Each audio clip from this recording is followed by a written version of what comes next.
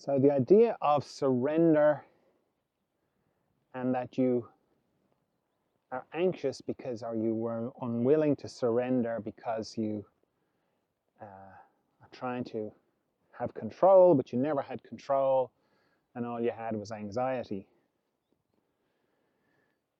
The whole idea of surrender is a funny one. It's paradoxical, like most things in the spiritual life, in my experience anyway. Because you simultaneously, or I do anyway, take full responsibility for everything in existence. We do that. And I very actively work to change things as much as I can. Just like you, I'm sure. But then at the same time, I kind of know that the mystery knows what it's doing. And I don't understand it. I don't understand it, but I know I know that it knows what it's doing. So when you don't know that, then you're into control, or trying to have control, or the illusion of control, because that's really what it is. It's an illusion. And when you have an illusion of control, that's where the anxiety comes from. But you can't sit back and go, well, it's all out of my control.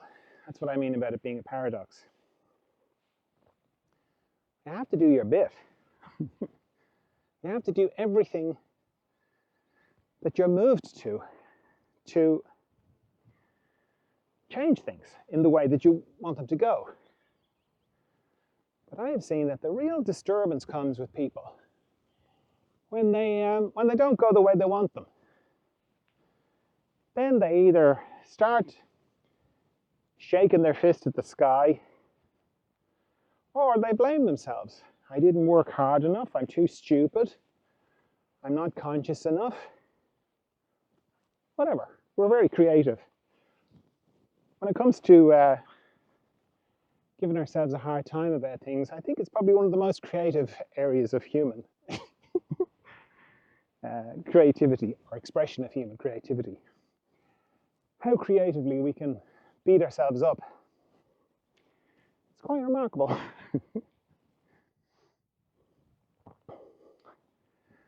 So, what do you do then?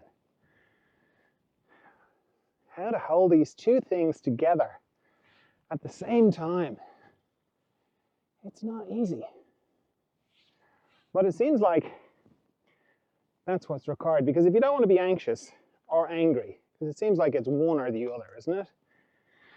It's like people get, how to say, upset, and they blame the external. Like if there's a kind of a God thing, it's like God's let them down, or God's not real. It's basically, shaking the fist at the sky, one shape or another. Or it's like unseen forces, malevolent forces, up to no good. Not saying there aren't, but in terms of blaming, instead of owning the whole thing. It's like, I don't know, it's like owning this thing that you don't know how you're doing it. You don't know how you're creating it, but you still take ownership regardless. You still go, yeah, it's all coming out of me. I'm doing it. I don't know how I'm doing it. But it's me. And that's kind of what you surrender to, or it's what I surrender to. Kind of the limits of my consciousness. I'm only sort of aware of how I do things. That's why I'm interested in manifestation, because I want to become more aware of how I influence my reality. But while that's happening, I'm sort of in the limbo of, I don't know how I'm doing this. I don't know how I'm creating this stuff. Which is, I think, what we're all in. We're all in the same boat. We all don't know how we're doing it. The main point is, though, finding a way to live with it all without being miserable. Because if you're anxious because you don't have control, as I say, control is kind of an illusion. So it doesn't really serve you. So it's finding a way to be okay with it so that you can function. Because have you noticed the pressure is increasing? If you think about the last 4 or 5 years, you think what life was like 4 or 5 years ago. It was kind of simpler, wasn't it? Or at least it felt simpler. Now, I think it's quite complex. There are things going on that weren't going on before.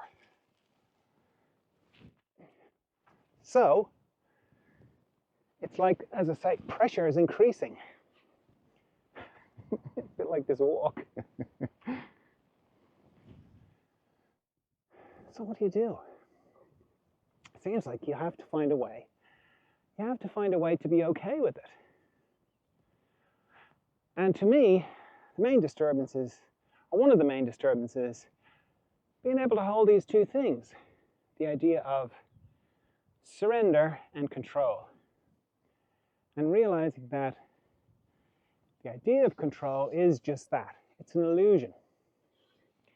And if I let go of it, then I don't have the anxiety that I had when I was trying to maintain control, or the idea of control. Once I let go of it, then I didn't have that anymore, which was beautiful. But then, similarly, I can't just spiritual bypass my way out of the whole thing either and go, oh well, it's nothing to do with me. That doesn't work either. So it's a funny kind of magical state to be in, to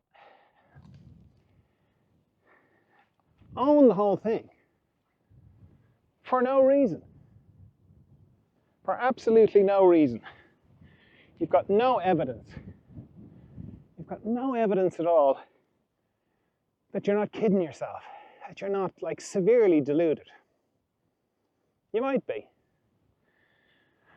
But, and this could be an Irish thing, because it's in the same vein as don't let the facts get in the way of a good story.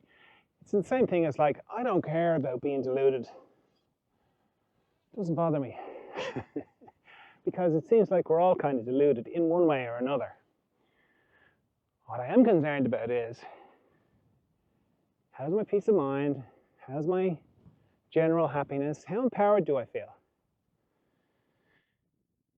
Because if I take ownership of everything and go, okay, I'm doing all of this. I don't know how I'm doing it, but I'm doing it all. That activates different machinery inside where I'm wondering about it. I'm wondering about how I'm doing it, how I'm influencing it. You know, if I just was going, it's nothing to do with me, it's all just out there. I don't know how any of it works, and I'm not doing any of it. I'll never figure it out.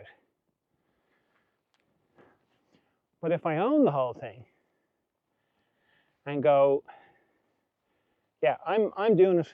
It's all coming out of me. I only know a very small amount. I only know pretty much what's in front of me. Whether I smile at that person, whether I'm kind, you know, that kind of stuff. I feel like I have control over that. But everything else, the big stuff, I don't know. But I'm going to keep looking. I'm going to keep looking until I figure it out. Much better chance of you actually figuring it out then, if you do that.